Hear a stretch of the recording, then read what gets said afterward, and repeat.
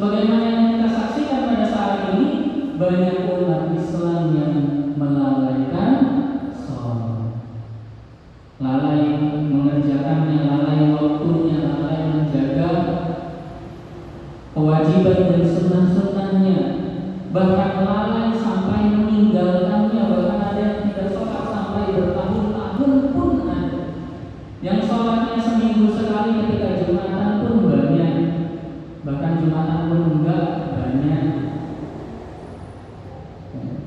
Naudzubillah, keturunan kita kemudian termasuk orang-orang yang melalaikan sholat. Maka nasihat para ulama, para alim, para saleh itu sama dengan nasihat dan wasiatnya Nabi sholat. Banyak yang melalaikan sholat karena pekerjaannya, karena kesibukannya, karena jabatannya, karena keluarganya, karena macam-macam, perniagaannya, perdagangannya. Semoga kita dijauhkan dari hal yang demikian. Kemudian Bapak Ibu, kita dibawa kembali kepada pertanyaan, sudah benarkah sholat kita? Dari kecil kita sudah mempelajari bagaimana cara wudu, bagaimana cara niat, hal-hal yang perlu dipersiapkan untuk mengerjakan sholat. Sudah tahu harus berwudu, bersuci tempatnya, suci pakaiannya, harus berniat sholatnya apa. Jangan sholatnya zuhur, niatnya maghrib, sholat zuhur niat asar misalnya, karena lagi mendung kelihatannya ini kayaknya asar, padahal sholatnya sholat zuhur. Ini salah. Nah, kita itu sudah diajari dari awal seperti itu. Dari kecil kita sudah belajar. Dari kecil juga kita sudah diajari bagaimana cara gerakan sholat. Allahu Akbar, tangannya diangkat, bersedekah, ruku, sujud. Mungkin ada yang masih kurang sedikit ya, tapi setidaknya secara umum kita tahu gerakan sholat itu seperti apa. Anak-anak kecil umur 3 tahun, 5 tahun kadang sudah ke masjid, yang ikut sholat sudah tahu biasanya. Itu yang kedua. Kemudian yang ketiga adalah kita juga sudah belajar, biasanya di TPA, di madrasah, kita sudah belajar bacaan sholat. Allahu Akbar, baca Al-Fatihah, Allah, Sami Allahu liman hamidah. Sudah belajar bacaan sholat. Yang keempat, sudahkah kita belajar arti bacaan sholat? Karena guru-guru kita, guru ngaji kita, walaupun belum paham artinya, tapi tetap bisa mengajar, sehingga kita pun bisa mengucapkan, tapi banyak dari kita mungkin belum paham artinya. Siapa yang 10 tahun, 20 tahun, 30 tahun sudah sholat selama puluhan tahun itu, tapi belum tahu arti dari Sami Allahu liman hamidah? Apa yang Ibu arti Sami Allahu liman hamidah? Beberapa mungkin sudah tahu, tapi bisa jadi masih banyak juga yang belum tahu. Sudah berapa tahun kita sholat? 15 tahun kan? 20, 30 bahkan, atau ada yang 40 tahun lebih sholatnya.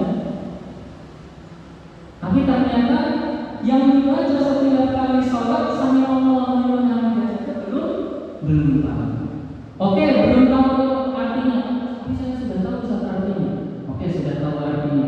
Sudah tahu maksudnya atau belum? Sudah tahu tujuannya atau belum? Sudah tahu sejarahnya atau belum? Kenapa dia Sami Allahu liman hamidah?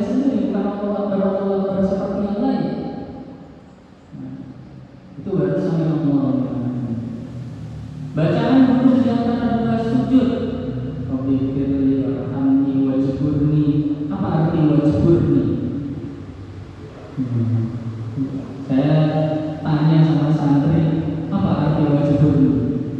Wajibur. Dan ceburkanlah aku, Ustaz.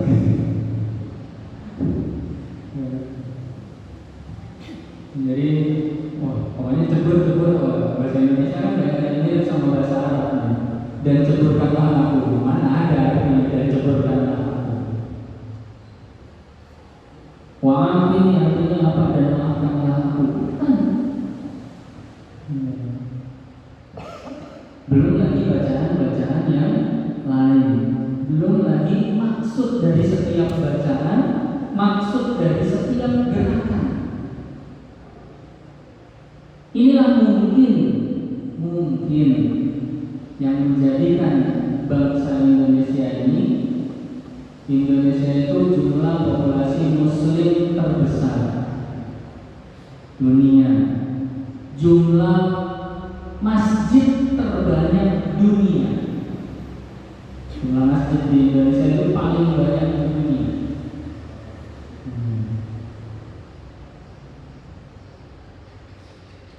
Tapi masih sering kita lihat di YouTube, Instagram, berita-berita di TV, pemerkosaan, pembunuhan, begal, korupsi. Dan yang paling kita sayangkan, pelaku-pelakunya adalah muslim. Kira-kira di penjara Ponorogo ini, kalau disurvei, yang paling banyak agamanya apa? Kalau kita berangkat Jumatan ke masjid, kemudian pulang sandalnya hilang, itu kira-kira yang ngambil siapa? Enggak mungkin orang muslim ya, itu Jumatan terus ngambil sandal ya. Termasuk adik saya barusan sholat Jumat di masjid, pulang-pulang sandalnya hilang.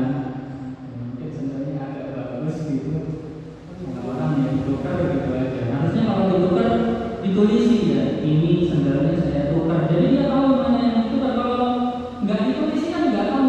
Jangan-jangan dia pakai yang punya orang juga. Nah ini nggak pakai sandal, pulang-pulang nggak pakai sandal. Padahal sholat itu, ibu bapak sekalian, inna sholata tanha 'anil fahsya'i wal munkar. Sesungguhnya sholat itu mencegah dari perbuatan keji dan munkar. Kalau masih berbuat keji, kalau masih berbuat munkar, pasti ada yang kurang atau yang salah dalam sholatnya.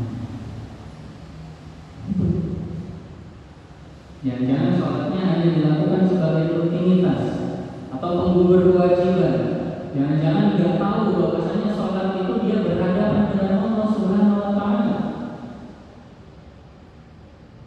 Ibu bapak sekalian, sholat itu adalah salah satunya adalah sarana curhat kita kepada Allah, sarana konseling kita, sarana mengadu kita kepada Allah Subhanahu wa Ta'ala. Saya tanya teman saya, kebetulan istrinya adalah psikolog. Saya tanya, ada santri yang agak bermasalah, kemudian saya mau tanya konsultasi psikolog itu berapa? Satu tatap muka itu 400.000 1 jam, paling lama 400. Kita konsultasi sama Allah 5 waktu sehari, bayar atau enggak? Gratis. Apalagi sekarang penyakit aneh-aneh gitu, anxiety, banyak penyakit mental, stres, depresi, kemudian macam-macam. Padahal Allah sediakan ruang konseling. Kapan itu? Ketika sholat. Bukan hanya itu, Bapak Ibu sekalian, sholat juga satu-satunya amalan yang tidak boleh kita tinggalkan seumur hidup, kecuali bagi para wanita. Tapi selain itu, sholat hanya boleh ditinggalkan dalam dua keadaan. Boleh ditinggalkan dalam dua keadaan. Yang satu, hilang nyawa. Yang dua, hilang akal. Kalau hilang nyawa di sholat, kalau hilang akal mungkin dia gila atau koma, itu apa nggak sholat. Kalau ada orang yang sehat, seger waras, nggak sholat, nah ini hilang nyawa atau hilang akal.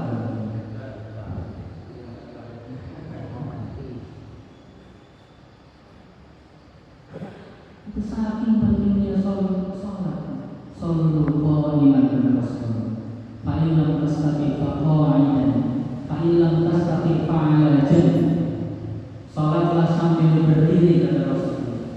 Kalau tidak bisa salat sambil duduk, kalau tidak bisa salat sambil berbaring, nggak bisa duduk, berbaring.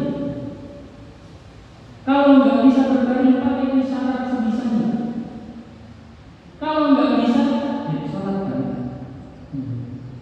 Kalau pakai isyarat saja sudah nggak bisa, ya disolatkan. Innalillahi wa inna ilaihi raji'un.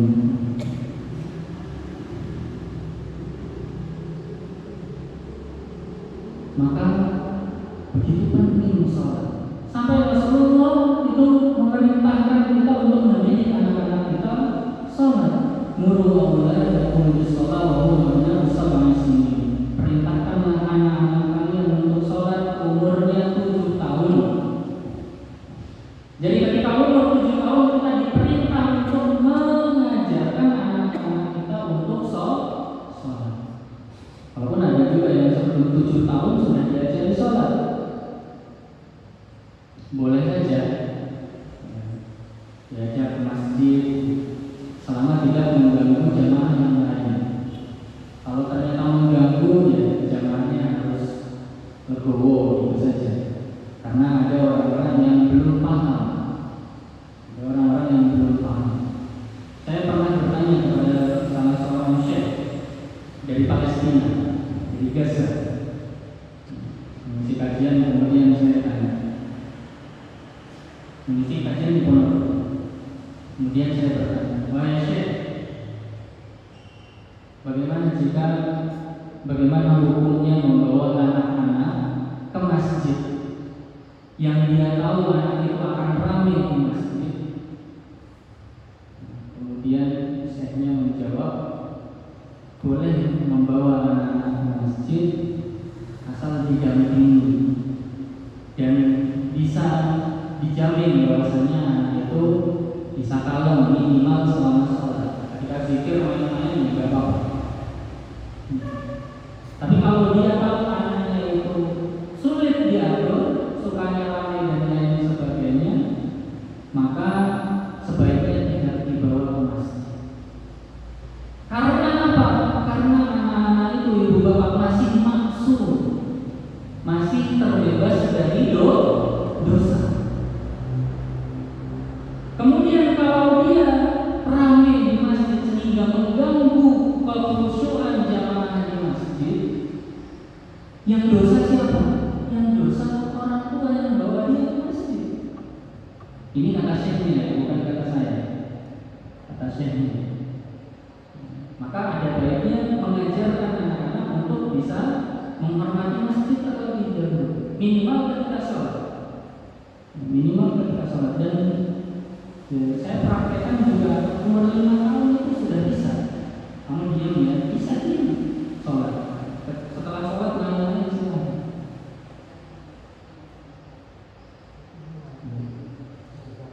Maka Rasulullah SAW mengajarkan umur 7 tahun diajari sholat. Wadribuhum wa hum abna'u 10 sinin. Tapi ini saya disclaimer dulu gimana? Dinasihati boleh, tidak gimana? Takutnya dia malah anti ke masjid. Kadang ada orang-orang yang mohon maaf, ini bisa jadi tidak sepakat dengan saya. Kadang terlalu pro dengan anak-anak yang main di masjid, sholat lari-lari, melangkahi orang sholat dan lain sebagainya. Orang tuanya nggak sholat, nanti ke masjid buat main, nggak sholat, selesai sholat pulang. Ini agak gimana? Tapi ada yang pro, udah biarkan aja anak-anak itu main di masjid. Ada juga yang pro demikian ada. Tapi menurut saya kurang tepat. Karena banyak saya perhatikan anak-anak yang kecilnya main di masjid tidak jamin dia besarnya mau ke masjid. Dan kita harus memahamkan kepada anak-anak masjid itu adalah tempat ibadah, bukan tempat main. Tapi kan di luar negeri, di negara-negara Islam lain banyak yang bahkan main basket sama syekhnya di masjid, ada di YouTube, ada di Instagram, betul. Tapi ketika sholat mereka diam semuanya. Coba perhatikan. Main basket Pak sama syekhnya di masjid, di dalam masjid. Tapi ketika sholat mereka diam semua satu barisan. Ini perlu edukasi. Kemudian kembali kepada apa sih yang kurang dari sholat kita? Bisa jadi yang kurang dari sholat kita tadi satu kaki meja yang belum terlengkapi. Bapak Ibu sekalian,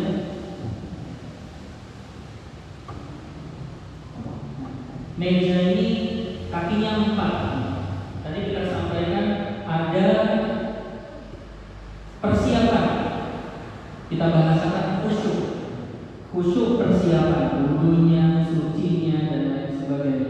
Khusyuk gerakan, kemudian khusyuk bacaan, kemudian yang satu lagi khusyuk arti bacaan. Mungkin 3 kaki meja ini sudah lengkap, tapi ada satu kaki meja yang kurang, arti bacaan yang kita belum paham. Kenapa kita belum paham? Karena bahasa ibu kita bukan bahasa Arab.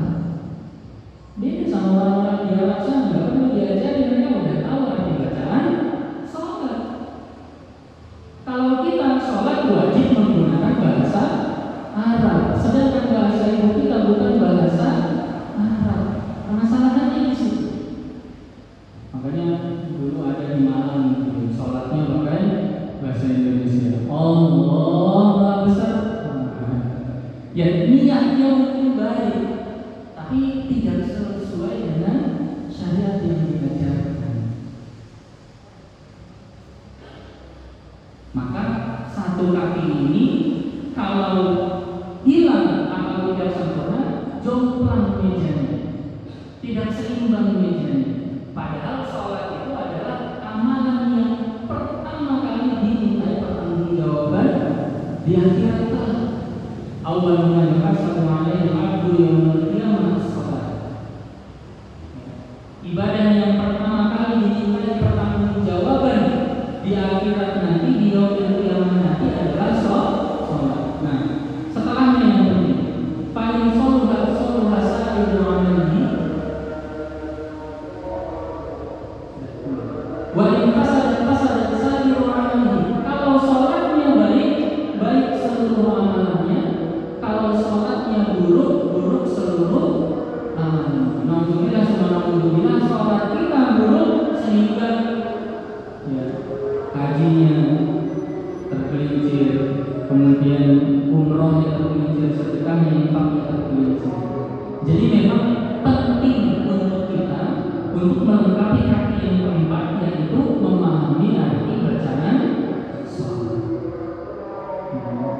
Jadi nanti insya Allah di koordinir kapur kapan kira-kira jemaah bisa belajar bersama. Ini investasi kita seumur hidup, Bapak Ibu sekalian. Investasi kita seumur hidup. Bagi yang sudah paham dari takbir sampai salam, nggak perlu ikut pelatihan. Gak perlu itu. Tapi ada yang jika merasa ada yang belum dipahami dari takbir sampai salam atau ingin lebih mentadaburi, ya silahkan nanti kita adakan pelatihan, kita belajar bareng kurang lebih 2,5 sampai 3 jam untuk menerjemahkan dan menafsirkan dan mentadaburi dari takbir sampai salam. 3 jam dalam hidup kita investasikan untuk apa? Untuk seumur hidup. Padahal SD 6 tahun, SMP 3 tahun, SMA 3 tahun, S1 4 tahun, S2 2 tahun.